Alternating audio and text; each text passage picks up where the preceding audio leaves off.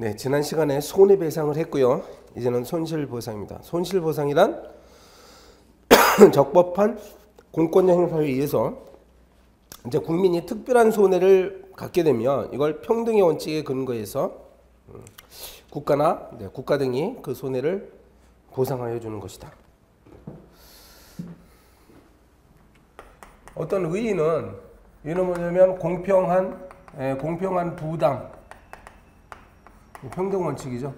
그것에 의해서 특별한 희생입니다. 특별한 희생을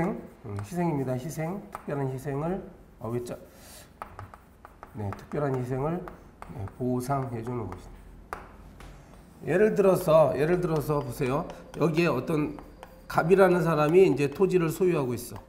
근데 이 위에 어떤 국가가 공익사업을 하기 위해서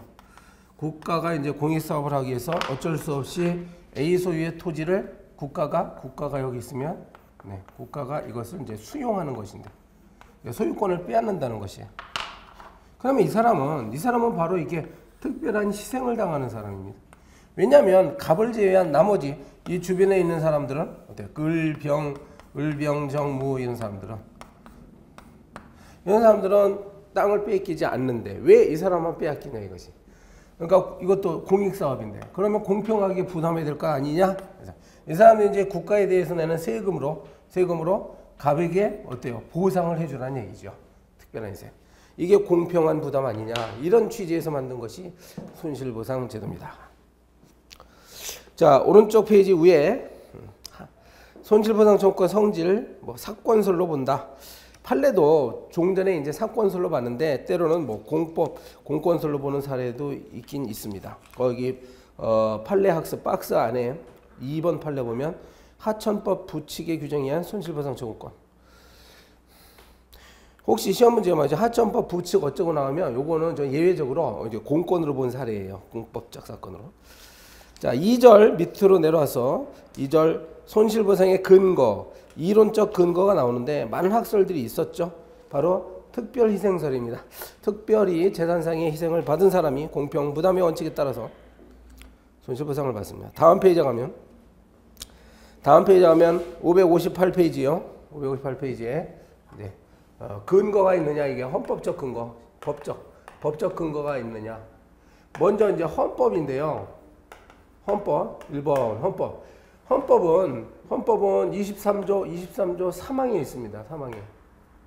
23조 3항을 보면 공익적 필요에 따라서 공공의 필요로 수용, 사용, 수익. 그러면 이 재산상의 침해를 받은 사람에게는 정당한 보상을 해주도록 돼 있어. 근데 이 두 가지는 법률로서 하는 겁니다. 법률로서. 그러니까 법률에 따라서 수용, 사용, 수익하고 법률에 따라서 정당한 보상을 해줘요. 이게 헌법 조문이 바로 그대로 이제 근거가 되는 거예요. 그러면 법률은 있느냐? 법률도 개별법이 있습니다. 개별법이 이제 보상을 해주라는 법률들이 있으면 거기에 따라서 하는 것이에요. 근데 이제 일반법은 없어. 그러니까 재산상의 침해라는 것은 일반법은 없습니다. 보상에 관한. 그런데 문제는 이제 이게 법률에 있어야 되는데, 왜냐면 여기 법률로서라고 됐잖아요. 법률로서. 그래서 법률이 있는 건데 만약에 법률이 없으면 어떻게 되냐? 법률이 흠결됐을 때, 이게 문제가 되지요. 법률이 없으면 보상해주라는 보상의 근거 있는 법률이 없으면 보상해줘야 되는 거예요. 그럼 보상 안 해줘도 되네. 이게 문제가 나오고 여기 이제 학설이 몇 가지가 대립하고 있죠. 자, 여기 이제 표로 보여지고 있는 거예요. 방침규정설, 이 말은 방침규정설. 이 헌법 23조 3항에 정당한 보상을 해주라는 건 방침규정에 불과한 것이다. 그러니까 법적 구속력이 없다고 봐요. 그런데 이 견해를 채택하기는 어렵습니다. 국민의 재산권이 중요한데 왜 보상을 안 해줍니까? 그 다음에 두 번째로 직접 효력설. 비록 법률에 보상 규정이 없다 하더라도 이 헌법 23조 3항이 직접적으로 보상의 근거가 될 수 있다는 얘기예요. 요건 채택해도 되죠. 그러니까 국민의 피해를 입은 국민의 손실을 보상해 준다라고 하는 거니까 가능합니다. 그 다음에 위헌무효설이란 분명히 헌법에 법률로서 이런 걸 하라고 했는데 법적인 근거, 법률적 근거가 없는 상태에서 하게 되면 그러한 행위 자체가, 그러니까 그 공익사업처럼 공익사업 자체가 무효라는 얘기입니다. 그 다음에 유추적용설은, 유추적용한다는 말의 뜻 알죠? 네, 법률이 없을 때 다른 법률이 정하고 있는 것을 끌어다가 쓴다는 얘기예요. 네, 법률이 없다 하더라도 혹시 다른 유사한 법률이 있어서 거기에 보상 규정이 있다고 한다면 이걸 갖다 끌어다 쓴다. 우리 판례는 어느 한 견해를 취하지 않고 여러 가지 형태의 판례가 있다는 것을 보여주고 있어요. 여기.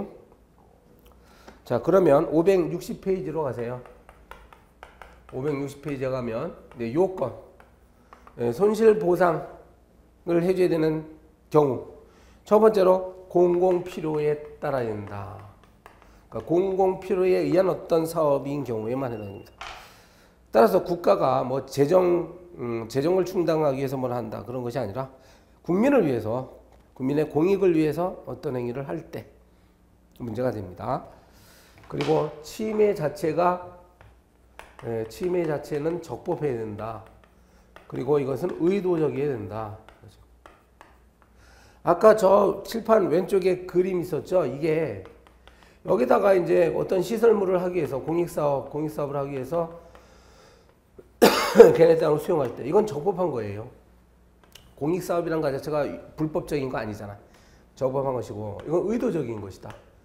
그래서 공익사업을 할 때는 반드시 어떤 땅이 필요한 것이니까 필연적으로 이제 토지 수용이라는 그런 행위가 필요하다. 의도된 그런 공익사업이라는 얘기죠.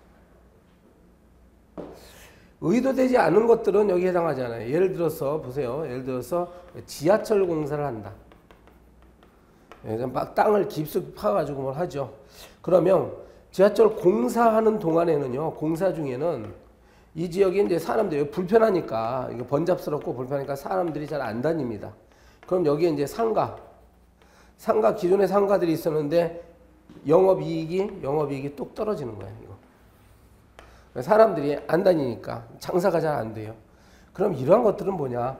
이런 것은 의도한 바가 아니죠. 지하철 공사 자체가 옆에 있는 상가들의 영업이익을 감소시키겠다는 걸 의도한 건 아니기 때문에 이런 부분에 대해서는 원칙적으로 손실보상의 대상이 아니라는 얘기입니다.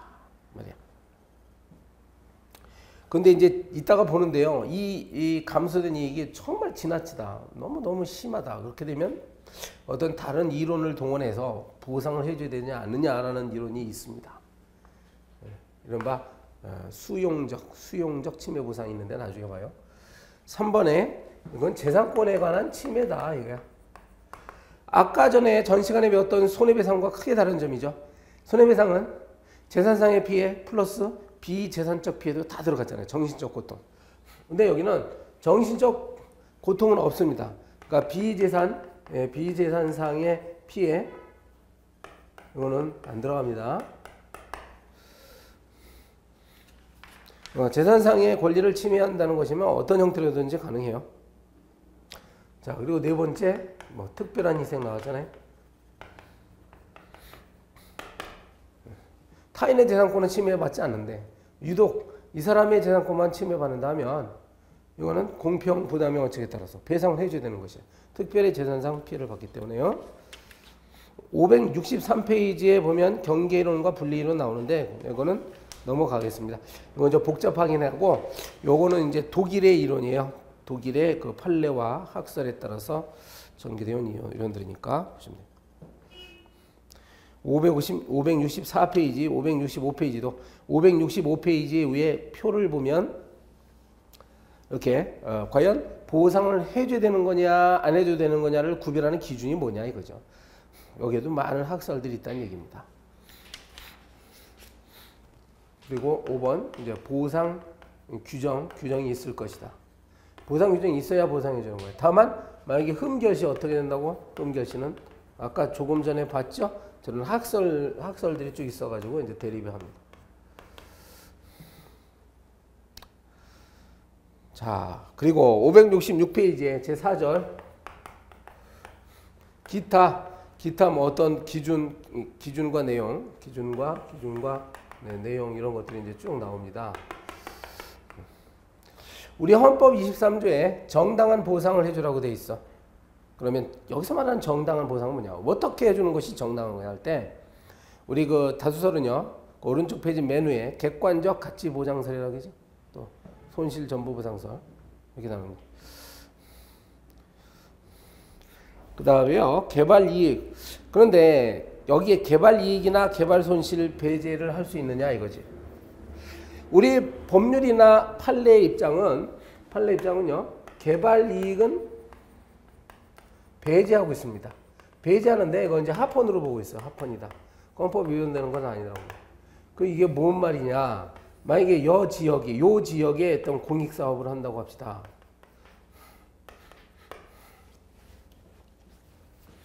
A가 소유하고 있는 땅에다가 공익 사업을 한다라고 발표가 나면 이 땅은 처음에 이제 평방미터당 뭐 1천만 원이었다가 이것이 갑자기 평방미터당 2천만 원으로 뛸 가능성이 있죠. 왜냐면 공익 사업이 이제 전개되면 그럼 요게 이 천만 원의 이득이 생겼죠. 차이가 요게 바로 개발 이익입니다. 그러면 이 사람한테 이게 토지를 수용하면서 보상해줘야 되는 액수는 우리 판례에 따르면 이거라는 거예요, 이거. 개발 이익이 반영된 이게 아니라 이거라는 거죠. 근데 이렇게 돼 있는 것이 왜 위헌성이 논의가 되는 거 아니? 옆에 있는 사람들 있죠? A 소유가 아니라 옆에 있는 B, C, D 이 사람들은 땅값이 뜁니다. 여기서 공익사업 벌어지면 이 주변도 덩달아서 땅값이 뛰는데 이 사람들은 고스란히 개발 이익을 가져가요. 그러니까 앉아서 돈방석에 앉게 된다 이거야. 그게 좀 이상하지 않느냐 하지만 우리 헌법재판소는 아직 그냥 하폰으로 봅니다. 이렇게 하더라도 헌법 23조를 위반한 건 아니라고 했어요. 568페이지 아래쪽에 공익사업법이 있습니다. 근데 요거는 그냥 넘어갑니다. 여기서는 어떤 식으로 보상하느냐 그 문제예요.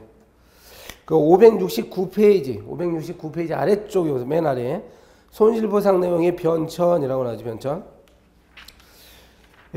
시대적으로 보면 대인적 보상에서 출발합니다. 대인적 보상. 그러니까 피해를 받는 사람이 주관적으로 나의 피해는 1억 원이다. 나는 1억 원 정도 손실을 봤어.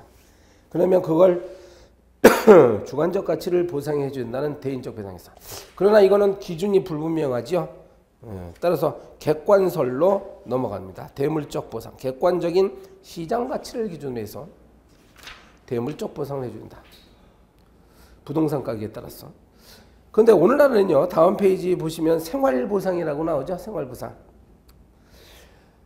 토지를 수용당해서 쫓겨나는 사람 입장에서는요. 자기의 고향 땅을 떠나는 경우도 많지. 그러면 다른 타향에 가가지고 새로운 생활을 한다는 건 상당히 어렵습니다. 자기의 부동산에 대한 보상금은 받을지언정 그걸 가지고 종전에 누리던 어떤 생활상의 이익을 그대로 누리기는 장담할 수가 없단 말이야. 그럼 이러한 부분도 이른바 생활재건 조치 같은 거 구체적으로는 이주 대책 같은 거 그 다음에 직업 훈련도 시켜줘야 되지 않느냐. 다른 지역으로 하면 이제 새로운 직업을 가져야 되니까 자, 이런 것들도 생활보상입니다. 자, 역사적으로 보면 대인적 보상 시작해서 대물적 보상 그리고 오늘날에는 생활보상까지 이렇게 발전합니다. 그래서 570페이지에 2번 재산권 보상이라고 되는데 요거는 넘어갑니다. 넘어가시고 572페이지에 생활보상 나와요. 생활보상이 뭐라고요? 거기 봅시다. 재산권 침해로 인해서 생활근거를 상실하게 되는 재산권의 피수용자 등에 대해서 생존배려적인 측면에서 생활재건에 필요한 정도의 보상을 해주는 것이다. 생존배려. 그래서 국민들이 인간답게 살 수 있으려면 생활재건 조치를 해줘야 되겠어요. 이 근거가 따라서 근거가 밑에 헌법적 근거도 있죠. 헌법 34조. 이거는 모든 국민은 인간다운 생활할 권리가 있다고 규정돼 있어.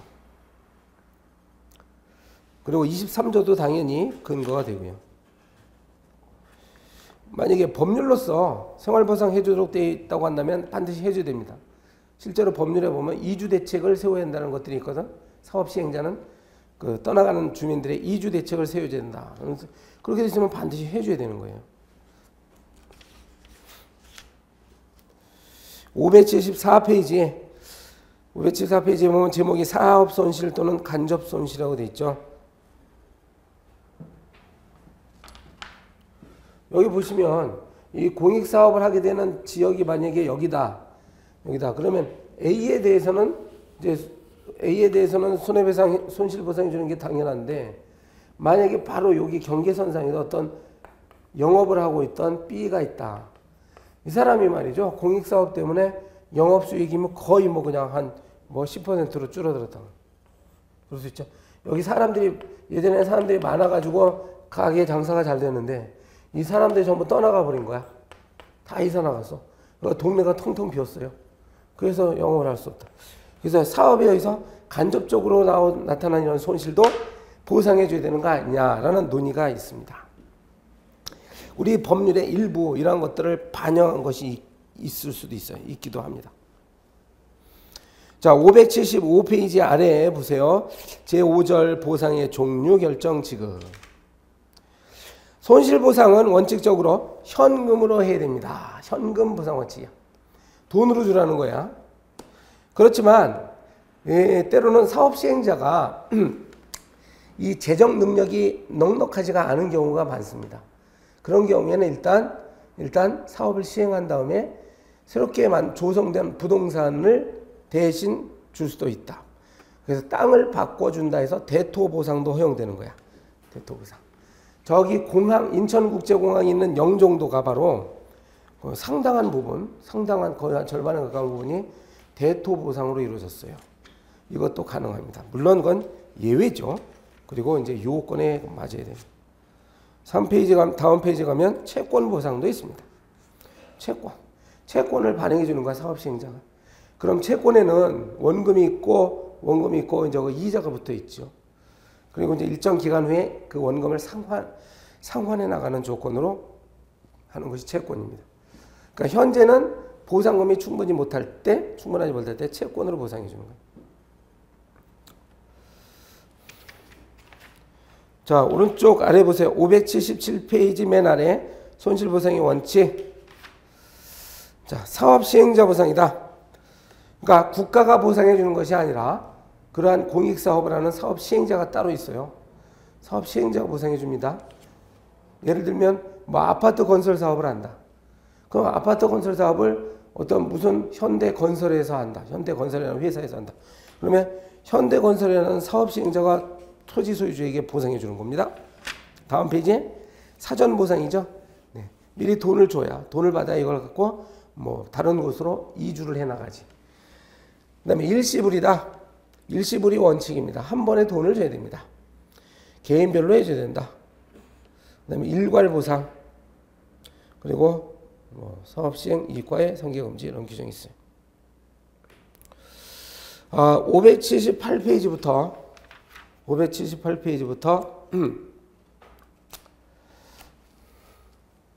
요게 이제 그 절차가 나오죠. 보상과 관련된 절차가 있어.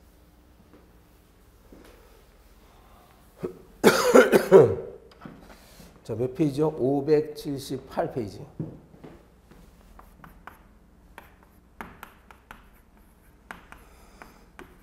자, 보상 절차인데 이렇게 보시기 바랍니다.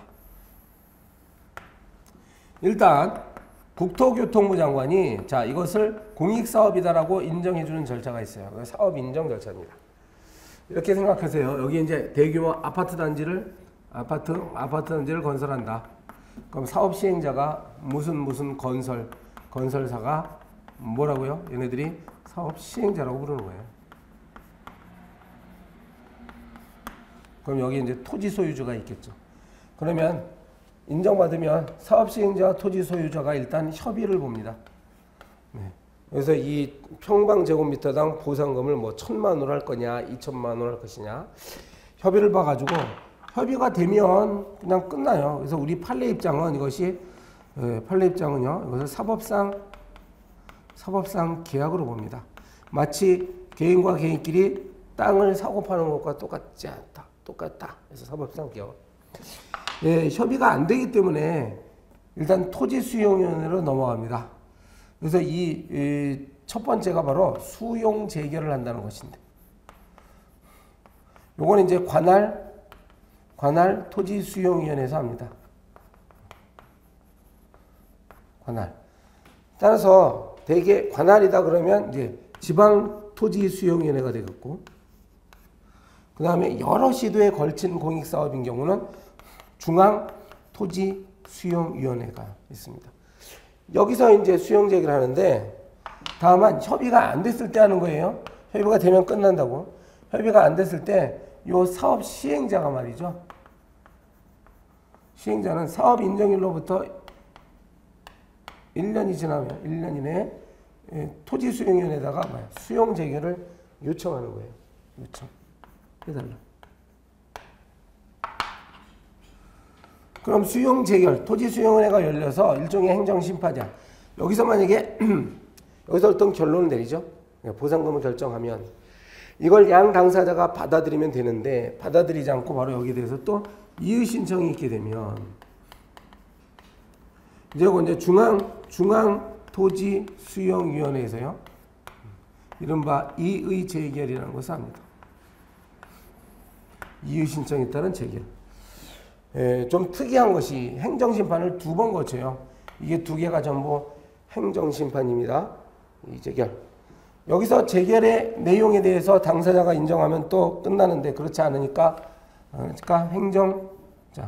행정소송까지 가게 됩니다. 정확히 말하면 그냥 소송이라고 해야 되겠어요. 왜냐면 이게 법적 성질이 문제가 되니까. 일단 소송에 가서 해결을 합니다.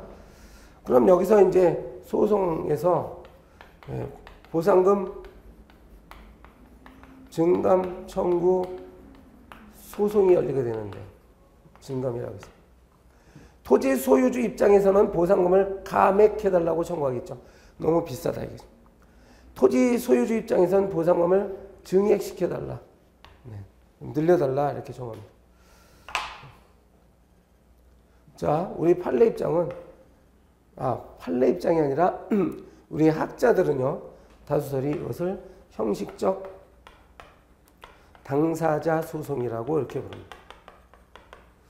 이거 저 앞에서 우리가 배웠어요. 근데 왜 그런 거 아니? 실질적으로는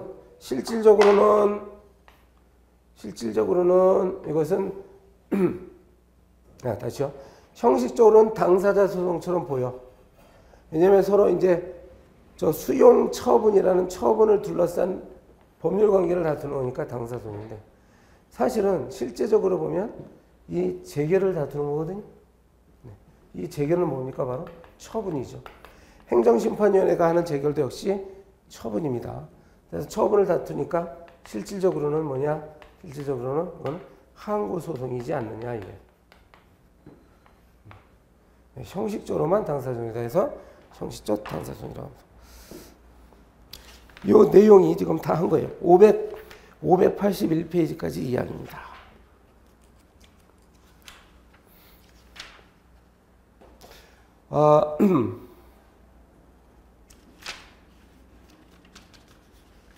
자, 583페이지로 가요.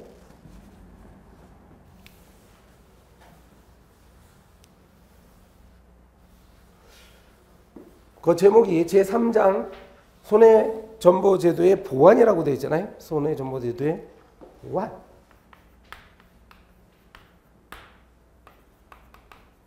보완. 보완이라는 것은 뭐가 좀 기존에 있던 시스템이 불충분할 때 이걸 옆에서 이렇게 살짝 도움이 되도록 도와주는 게 보완이지. 지금까지 봤던 이런 전통적인 손실보상만으로는 해결이 안 되는 경우가 있어요. 예를 들면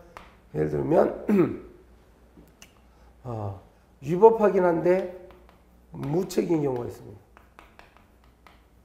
국가기관이 하는 행위가 법률에 위반되긴 하는데 무책, 즉 고의 또는 과실이 없는 경우가 있을 수 있어.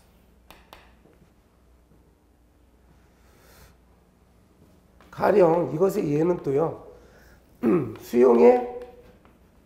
수용의 근거 규정은 있어. 근거 규정은 있는데 보상 규정은 없는 거예요. 이런 경우는요, 아까 우리 헌법 배웠죠. 헌법 23조에 따르면 수용에 근거하고 보상의 근거는 반드시 법률의 근거를 두도록 돼 있어. 그런데 이제 보상의 근거가 없으면 이것은 잘못된 거죠. 헌법을 위반한 거야. 따라서 위법이라고 하는 거야. 헌법을 위반해. 그러나 일단 수용의 근거가 있기 때문에 했으니까 책임을 지지 않지. 고의 또는 과실이 있는 건 아닙니다. 이런 경우는 일단 우리가 배웠던, 자, 이런 경우 어떻게 할 거냐. 손해배상으로 갈 것이냐. 여러분 배웠다시피 손해배상은 고의 또는 과실이 있어야 되잖아요. 그러니까 위법하기 때문에 손해배상으로 갔는데 이게 고의 또는 과실이 없다 보니까 배상이 안 되네. 그러면 손실보상으로 가느냐? 이것도 안 되잖아요. 왜? 손실보상은 적법해야 되는데 적법한 경우인데 이건 위법이라고 했으니까 또 안 돼요. 따라서 이런 경우에 보상을 해줄 수 없는 어떤 공백, 사각지대가 놓여진단 말이야. 그래서 이런 부분에 대해서 보완을 해야 되지 않나. 자, 583페이지부터 보는 거는 이른바 독일에서 나온 이론들이에요. 독일. 우리 대법원은 지금부터 보는 이러한 이론들을 정면으로 인정을 한 사례는 별로 없습니다. 그래서 활발히 지금 학계에서만 논의되는 것인데 시험 문제도 가끔 나오긴 해요. 그러니까 알아두셔야 돼요. 첫 번째로 수용 유사 침해 보상. 자, 이렇게 요건들을 다시 한번 쓰겠습니다. 공공 필요에 따라서 재산상, 그다음에 적법하게, 여기에 의도적으로. 그래서 특별한 어떤 손실이 나타났다. 이게 요건이었잖아요. 아까 우리가 배웠던. 근데 수용유사 침해 보상은 위법한 경우에도 보상을 해주라는 겁니다. 다른 요건들은 다 갖췄는데 이놈의 위법한 경우는 적법이라는 요건을 갖추지 못했잖아. 그러면 원래는 손실보상 대상 아니죠. 그러나 자, 침해 보상 이론은 이런 바로 이런 경우도 해줘야 되지 않느냐 이렇게 주장하는 이론이 있다는 것이죠. 자, 그 다음에 수용적 침해 보상 이론 나오지? 수용적 585페이지입니다. 수용적. 자, 공공 필요가 있어. 재산 손해기네요. 적법하긴 해. 동그라미. 그러니까 여기서 걸리는 거야. 비의도적. 자, 의도하지 않은 경우에도 손실보상을 해줘야 된다. 아까 전에 제가 지하철 얘기했잖아요. 지하철 공사를 하다 보니까 의도하지 않게, 뜻하지 않게 옆에 있는 상가들의 이익이 뚝 떨어진다 이거야. 그럼 이런 경우도 이익의 감소가 어느 정도 경미하면 참아내야 되는데 이것이 너무 심각하게 떨어진다. 그러면 이것도 역시 특별한 희생이라고 봐가지고 손해배상 해줘야 된다는, 손실보상 해줘야 된다는 이론입니다. 수용적 침해. 자, 그 다음에 586페이지에 가면 희생보상 청구권이 나오죠? 희생보상 청구권. 자, 이 경우는 동그라미 있어. 근데 비재산상의 손실이 발생했어요. 적법해, 의도적이야, 특별손실이야. 그러면 이제 재산 영역이 아닌, 예를 들면 뭐죠? 생명이나 신체와 같은 어떤 정신적인 부분도 여기 해당합니다. 그럼 이것도 역시 보상해 줘야 되지 않느냐 이 말이에요.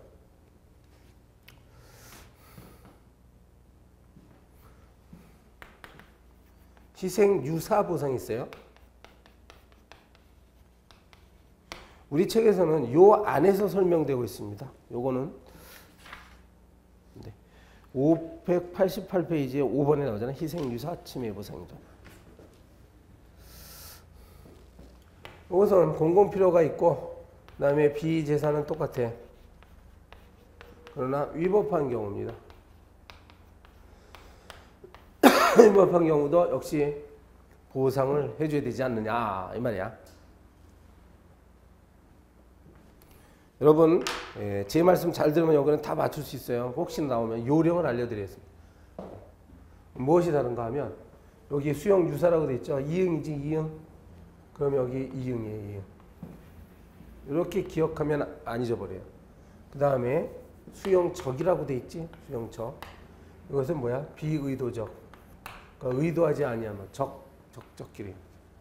그 희생이라고 되죠. 생명. 여기 생명 있잖아요. 생. 그럼 여기 생명이 있고 뭐야? 유사 이응 있잖아요. 그러면 여기 생명이 있고 이응. 여기까지. 많이 나오더라도 그냥 이렇게 저 개념을 딱 물어볼 거예요. 이게 무슨 이론이라고 하냐? 그러면 찾아낼 수 있습니다. 제4절에 공법상 결과제거 청구권 나옵니다. 이것도 시험에 아주 잘 나오죠. 결과제거 청구권. 자, 이건 위법한 행정작용의 결과로서 남아있는 상태로 인해서 자기의 법률상 이익을 침해받고 있는 자가 행정권에 대해서 위법한 결과를 제거해 줄 것을 청구한다. 예를 들면 공무원의 위법한 명예훼손적 발언을 취소해달라. 그리고 권한 없이 행한 사인의 토지의 도로의 편입 조치를 취소해달라. 이 책에는 없는데 이런 사례가 아주 쉽죠. 내가 만약에 불법 주차를 해놓은 바람에 견인됐어. 행정관청이 끌고 갔어요. 그래서 돈을 냈습니다. 견인료하고 이제 과태료 냈어. 그럼 돌려줘야죠, 내 차를.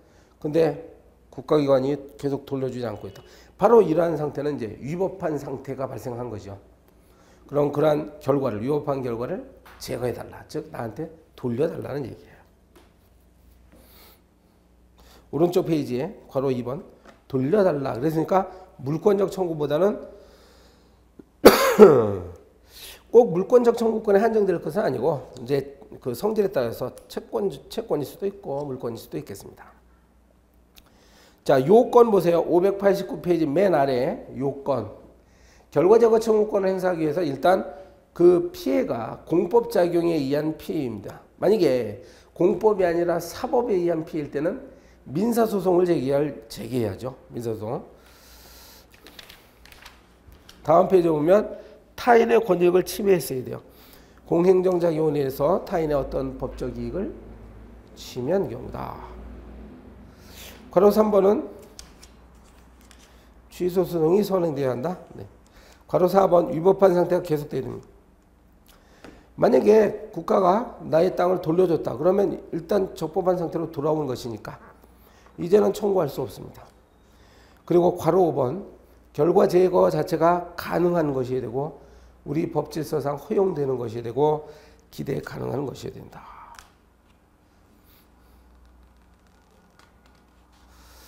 그 5번 상대방과 내용. 상대방은 결과를 야기한 행정주체를 상대로 합니다. 그 불법적인 결과를 야기한 행정주체를 상대로 합니다. 그리고 청구권의 내용은 뭐라고? 맨 아래 그러니까 원상 회복해달라. 원상 회복해달라. 또는 직접 그 결과를 제거해달라.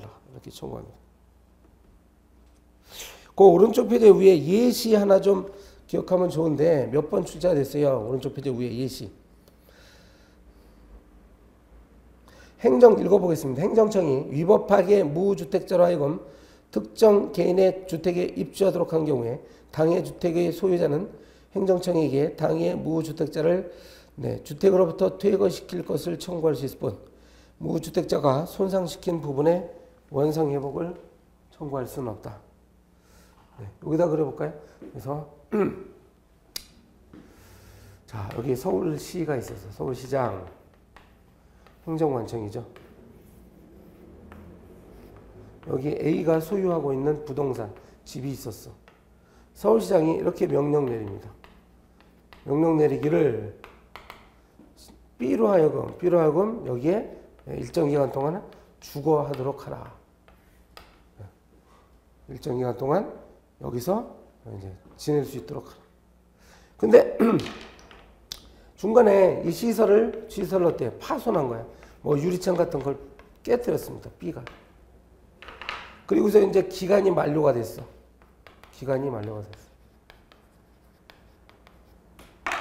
그럼에도 불구하고 이 사람 B가 퇴거를 저 집으로부터 나가야 되는데 안 나가고 있다고 합시다. 그럼 A는 결과를 제거해 달라고 청구하는데 누구에게 청구해야 됩니까? 서울시장에게 청구하는 거예요. 왜냐하면 이 사람이 명령을 내린 바람에 이런 일이 벌어졌으니까 결과 제거 청구권을 행사합니다. 그 내용은 바로 B를 퇴거시켜 달라는 거지. 그러니까 당신의 명령으로 들어온 사람, 당신의 명령으로 나가게 해달라. 퇴거시켜 달라. 이게 바로 결과 제거 청구권이에요. 이 사례는 바로 그것만 하라는 것이고, 이 유리창을 파손한 것은 서울시장이 잘못한 게 아니잖아요. 얘가 잘못한 것이. 따라서 파손 문제는 얘한테 이렇게 청구해야 되는 거예요. 파손 얘한테. 그 다음에 요 퇴거하지 않고 있다는 것은 뭐야? 서울시장한테 하라는 거예요.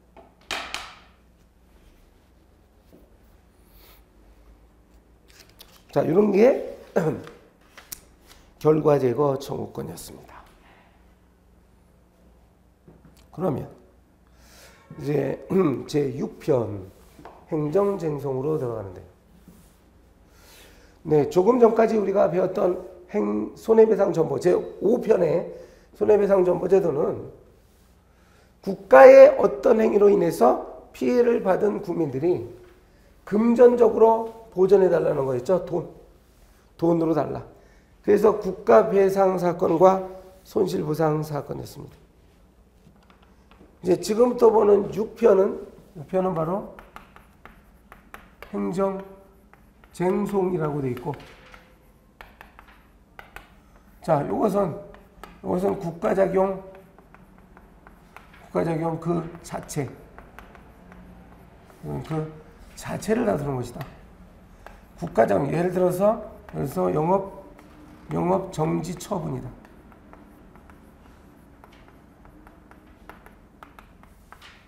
나한테 영업 정지 처분을 국가가 잘못하는 바람에 내가 손해를 입었어.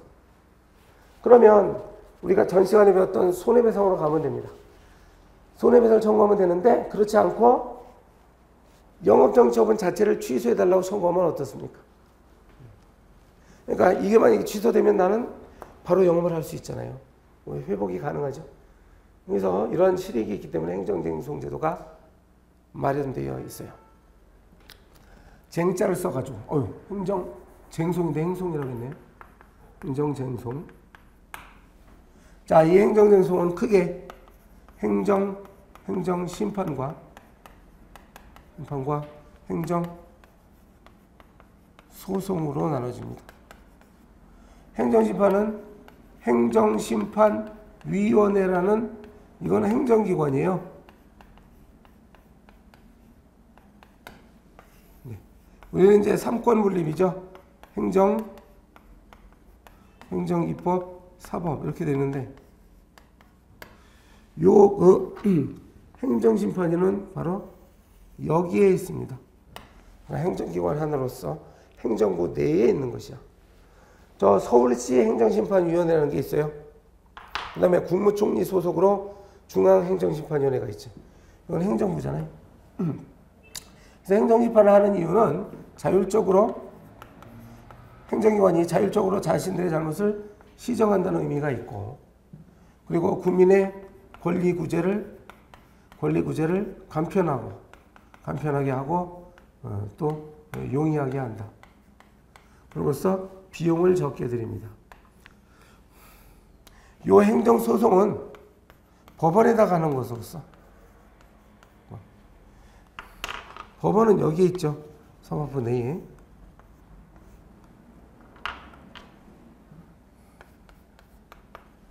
요것은 이제 국민의 권리 구제. 자율적으로 시정한다는 얘기는 그렇게 해서 행정의 법 적합성을 늘린다는 얘기예요. 물론 이것도 행정소송도 법원이 판결을 통해서 이 사람을 판결을 통해서 시시비비를 가려주면 행정이 법에 적합하게 이루어진다는 것도 목적으로 하고 있는데, 다만 이 권리구제를 특히 더 목적으로 합니다. 왜냐하면 사법부는 행정부로부터 독립된 입장에 있잖아요. 독립된 입장에서 객관적으로 권리 구제를 할 수가 있어. 자, 그래서 일단 개념만 알았는데요. 객관적이고 독립적으로 이루어질 수 있는 것이 행정소송 제도입니다. 우리는 여기서 이제 앞에 소송을 하고 그 다음에 행정을 보는 것입니다.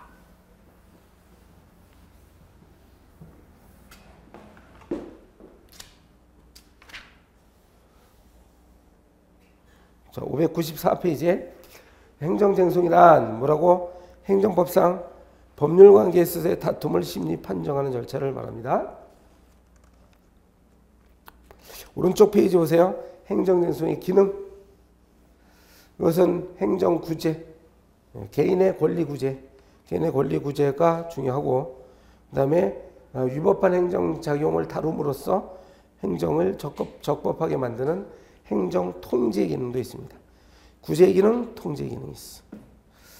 자, 2절 행정쟁송의 종류 나오는데요. 행정심판과 행정소송은 지금 했고요. 정식쟁송, 약식쟁송. 당사자가 그러니까 법원에서 하는 것이 정식쟁송이에요. 재판이라는 것은 당사자를 출석시켜서 하는 거니까. 근데 약식쟁송으로서 행정심판은 당사자가 꼭 없어도 되거든요. 그러니까 서면으로 심리만 가능합니다. 서면으로도 심리가 가능해요. 이걸 약식쟁송이라고 합니다. 다음 페이지에 가면 항고쟁송과 당사자쟁송. 어떤 처분의 위법부당을 주장해서 그 시정을 구한다. 항고쟁송인데 당사자쟁송은 이 처분을 둘러싼 법률관계를 다투는 것이다. 주관적 쟁송, 객관적 쟁송. 개인의 권리 구제를 위한 것이 주관적 소송이고 개인의 권리 구제와는 달리 행정의 객관적인 합법성을 보장받기 위해서 일반 시민들이 하는 게 객관적 소송이기도 합니다. 객관적 소송에는 바로 6번처럼 민중소송과 기관쟁송이 있어. 민중소송은 민중들이 제기하는 거예요. 가령 선거소, 선거가 끝났는데 선거가 잘못됐어. 그럼 막 소송 제기합니다. 당선소송은 선거가 잘 끝나지만 당선자 결정에 문제가 있으면 유권자들이 일정한 수가 모여서 서명을 하게 되면 법원에다가 소송 제기하면 돼요. 이게 당선소송입니다. 기관쟁송은 지방자치단체 장하고 지방의회하고 서로 부딪히는 소송이에요. 그래서 얘네들을 지자체의 기관이라고 부르기 때문에 기관쟁송이라고 합니다. 요즘 특히 그렇지 진보 교육감이 한쪽이 있고 보수파가 의회를 장악하고 있어. 그럼 의회에서 통과된 조례가 그 교육감에 의해서 거부될 수 있어요. 거부되면 지방의회가 다시 의결하고 그럼 대법원에다가 제소합니다. 기관쟁송. 자, 다음 시간에 제2장 행정심판으로 들어가겠습니다.